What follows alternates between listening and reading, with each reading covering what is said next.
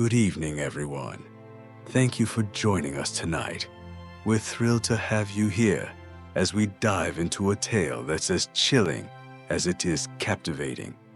Tonight, we'll be unraveling the mysterious and haunting story of the ghosts of Stocksbridge Bypass.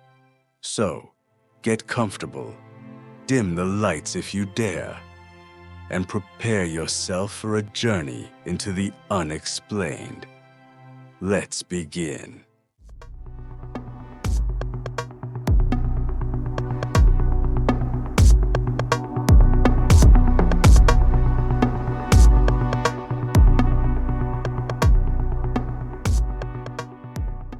It was the 17th of November, 1991. The sun had long since sunk beyond the horizon, and the rolling hills of the Yorkshire countryside were bathed in a tepid darkness. A glow appeared over the free line, the distant headlights of a car cutting their way through the endless black. It was driven by a young woman traveling home after a long shift at the hospital where she worked. The clock on the car's dash read 2:51 a.m. The high beams danced over a road sign, revealing a combination of numbers and letters. It read, a 616 Stocksbridge. The young woman yawed and looked in her rearview mirror, and immediately wondered why she had bothered. The road receding behind her was pitch black. There was nothing to see there. The darkness made her feel very alone, and in that instant air seemed to turn cold. An unborn fear, not yet realized, lurked somewhere in the pit of her stomach. She had no idea why. Regardless, she decided to turn on the radio to ease her nerves. When she flicked the switch, only static poured from the speakers. The sound of this alone sent a chill up her spine. Suddenly, she felt compelled to look to her side. The passenger seat was empty, but for some unknown reason, she felt a presence there. Another look in the rearview mirror revealed nothing. It was a momentary lapse of concentration, and when she glanced back towards the road, her heart skipped beat. She slammed both feet on the brake pedal. The types began to screech as the car swerved formside, succumbing to the road's icy surface. She was now traveling sideways. There was an almighty thump, and suddenly the car was rolling down an embankment before it came to a crashing halt. The last thing to cross the woman's mind before everything turned black was the lone figure that she seen standing in the middle of the road right before her accident. A figure which had now vanished without trace, as if it had never even been there. The headlights of the car died along with her as the smell of burnt rubber hung in the air. Another life had been claimed. It was not the first crash to have occurred on this road, and it wouldn't be the last. 25 years later, in October 2016, the local radio reported yet another road closure. Police were in attendance, redirecting traffic. Unfortunately, this was the scene of a horrific accident involving a head-on collision between a van and a lorry. Whilst both drivers escaped with their lives, the van driver's injuries were very serious. This was one of hundreds of accidents to have occurred on the same stretch of road since 1988. Since then, there has also been 25 deaths, a rate of nearly one every year. These collisions all occurred on a small section of the A616, otherwise known as the Stocksbridge Bypass, a road which is now considered to be one of the most dangerous in the UK. But this is not the only thing the Stocksbridge Bypass is known for. It also happens to be one of the most haunted highways in Britain, and possibly the world. Connecting the cities of Sheffield and Manchester, it has become a major UK transport route, carrying over 18,000 vehicles per day. Though the main bypass is only 5 miles in length, it is part of a longer 38-mile road and allows easy commuting to the counties of Nottinghamshire and Derbyshire. Despite its convenience and practicality, the bypass is still avoided by many due to its darkly tragic history. It is said to have been built upon unhallowed ground, leading many to believe the road itself is cursed. Bordering the steel city of Sheffield, South Yorkshire, the modern-day town of Stocksbridge is home to around 12,000 people. Back in the early 18th century, however, the area was mostly woodland, an unspoilt valley cradling the Little Don River, a handful of farms, and just a few stone houses. A fuller by the name of John Stock had the foresight to construct a wooden bridge over the Little Don, which would late give the area its name. There was little more than a dirt track cutting parallel to the river at this time.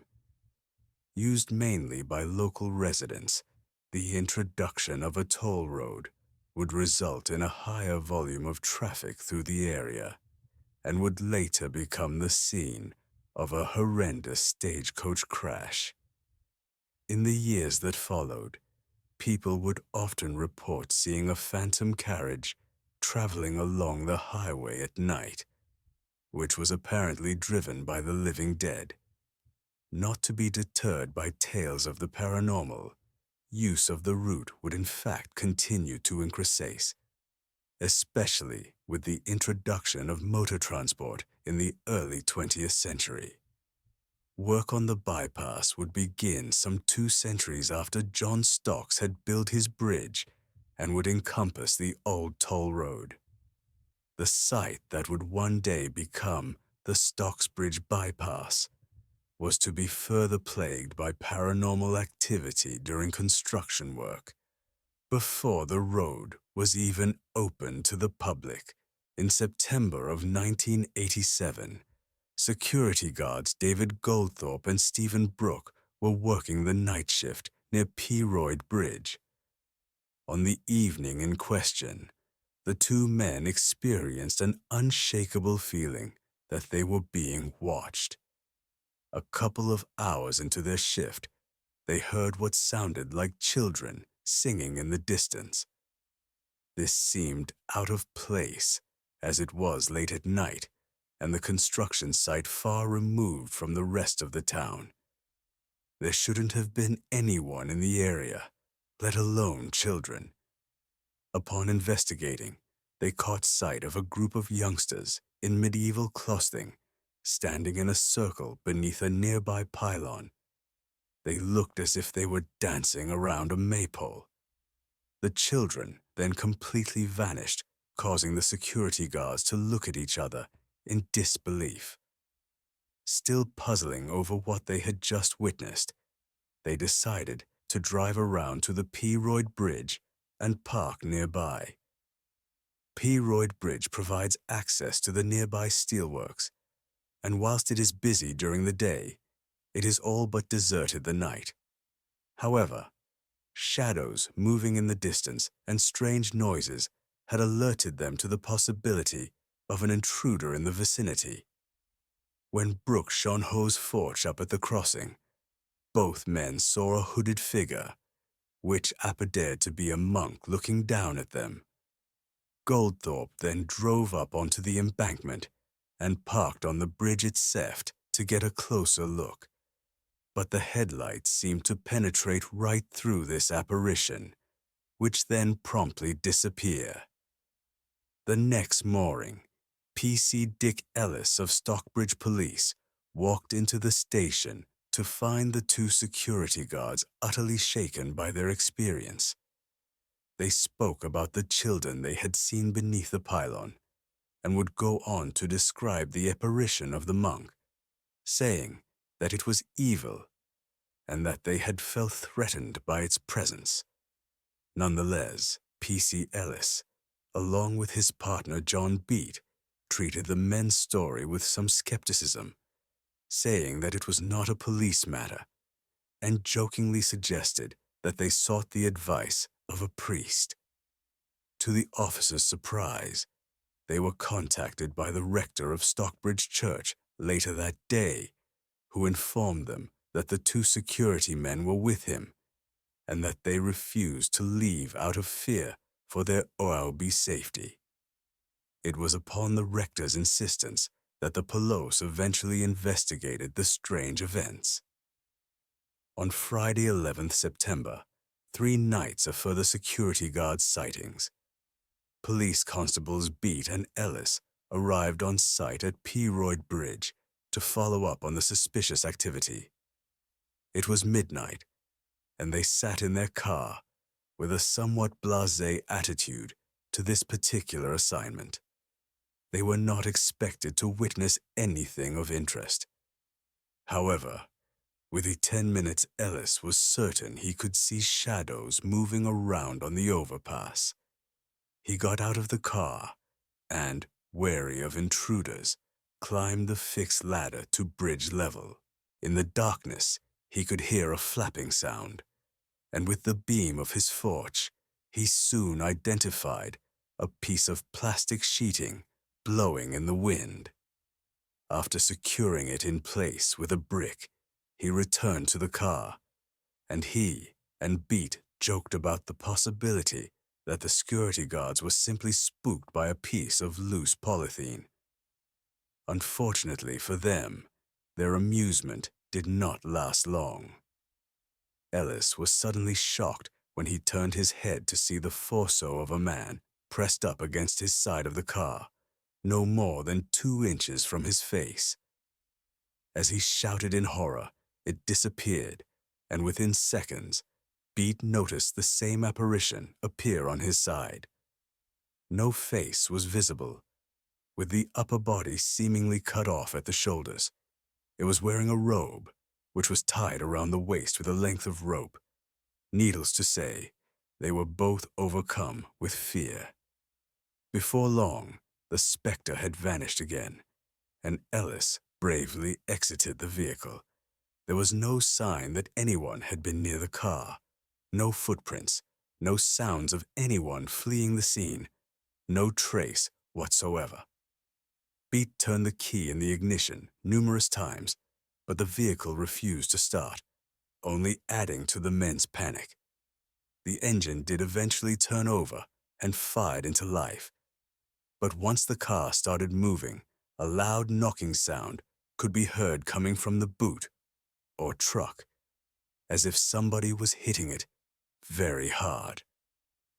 Both police officers left the scene, believing that they had seen a ghost. Their accounts were so convincing that locals began to call Stocksbridge Bridge Ghost Bridge. As for the security guards, they refused to set foot upon the site again, even in broad daylight. Neither man was ever quite the same after their ordeal, and were forced to quit their jobs, one within 3 days of the sighting, and the other just a couple of months later. These were not the only people to experience paranormal activity. Howrah, Graham Brooke, no relation to the aforementioned security guard, and his son Nigel witnessed this same monk as they were out running near Wortley. Though it was dusk, they were out training for a marathon and had not ventured far from their home. The apparition appeared to be walking with its legs somehow sunken into the ground. Initially struck by the thought that his mind was playing tricks on him, Graham looked to son for acknowledgement. He describes the monk as being dressed in 18th century attire, with a dark brown hood over its head. He remembered the face being completely black, like a miner's face, and also recalled the air being heavy with a musty scent. Eerily, the Stocksbridge Bypass would eventually open to the public on Friday the 13th of May, 1988. In normal circumstances, There was no reason for the newly laid road to deem so treacherous, but within a few years, planners had become concerned by the unexpected number of accidents and fatalities. There were 14 deaths within the first 10 years alone. Some believe that both the mysterious monk and the ethereal children continue to haunt the bypass to this day, with a number of the further sightings in recent years, and even claims that accidents have been caused due to the presence of paranormal entities on the road. There have continued to be various reports of seeing, though mainly only hearing, the ghost of children. Other Escent witnesses have reported seeing witches and a ghostly woman in white at the bypass. The most common sighting, however, is that of the monk. Though some see this apparition on a bridge or in the distance, many drivers are said to see it appear in the middle of the road, right in front of the car, usually disappearing at the point of impact. However, other drivers say that despite attempts to swerve out of the way, the figure can pass right through the vehicle. Other more chilling accounts tell of how the monk has appeared sitting in the passenger or rear of the car. Once can only imagine the shock of looking up in the rearview mirror, only to see the vision of a faceless friar staring back at you. Many ghostly sightings occurred whilst the bypass was still under construction. This has given rise to a number of key ideas. One theory of the monk's presence at the bypass is that his grave was disturbed during building work. No burial site or human remains were uncovered during construction, though some of the farms in the area were certainly new to be monastic. Legend has since placed the monk at Hunshelf Hall, though there is no evidence to confirm this. The monk's grave has simply never been found. Though there is no conclusive evidence, an explanation for the ghostly children is the ritualistic sacrifice of youngsters by former inhabitants of the area, perhaps even as far back as the Bronze of Iron Age. To complement this explanation, by way of an omen of death, a type of hellhound or black shuck called the barghest has also been reported to frequent the Stocksbridge Bypass. This is of particular interest as the creature is known to inhabit execution sites. At Stocksbridge, the barghest is said to appear as a huge black dog with wild, fiery eyes. Finally, it has been discovered that a group of children died in a mining accident in Stocksbridge, and some believe that their spirits might also haunt the area.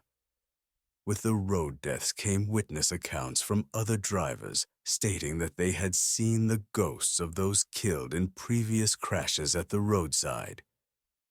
This is interesting and potentially cyclical in some cases. Paranormal forces are said to be involved in influencing the accident itself. And of course, the more deaths that occur, the more possible victims that pass over to the other side. In an account from July 1990, David and Judy Simpson described events on one of the bypass minor roads, the B6088 Wortley Village. In this instance, the couple were traveling to work when they saw what they thought was a jogger 3 feet above the ground. The figure leapt over an embankment bordering the road and landed right in front of the car. At the point of impact, the jogger completely vanished. Despite a recent fall in paranormal sighting, the road remains one of the creepiest and certainly most dangerous in the world, with regular head-on collisions on the Stocksbridege Bypass since its opening. Incidents at the bypass even compare in number to notoriously dangerous roads. Leh Manali Highway in India, El Teide in Tenerife, and Guoliang Tunnel in China. Each of these locations are known for having steep verges, unfenced cliff edges, and narrow roads impassable by more than one car in places. Whilst they may appear dangerous, speeds are generally low and drivers cautious. Parallels have also been drawn between Stocksbridge Bypass and other apparently cursed or haunted roads. The construction of the iconic Route 66 was also said to have resulted in the disturbance of a body. There was said to be regular ghost sighting both on the main route and on side roads. The phantom stagecoach can also be likened to one of America's most haunted roads, Clinton Road, West Milford, New Jersey, known for its phantom trucks, which are reported to chase cars and pedestrians down the highway. Meanwhile, the idea of ghostly apparitions appearing in front of your car and then disappearing is widely reported to accident investigators worldwide. Tuen Mun Road is a primary expressway in Hong Kong, widely regarded as haunted, with drivers often having to swerve to avoid ghostly figures in the middle of the highway. After a horrendous bus crash in 2003 resulted in the deaths of 21 people, eyewitnesses said that ghosts in the road were to blame. Given all of these reports, we should be completely open to the possibility of a spiritual or paranormal explanation for at least some of the events. The other option is to rationalize and maybe say that every single accident was caused by firedness, confusion of the driver experiencing an intense episode of vehophobia, which is known to cause a loss of one's sense of reality. Surely not all sighting can be the result of fatigue, hallucinations of a breakdown in one's mental state. Whatever the future holds, the story of the Stocksbridge Bypass monk, sightings of black shucks, and singing children are nonetheless compelling and compare to just about any other haunted road you care to imagine.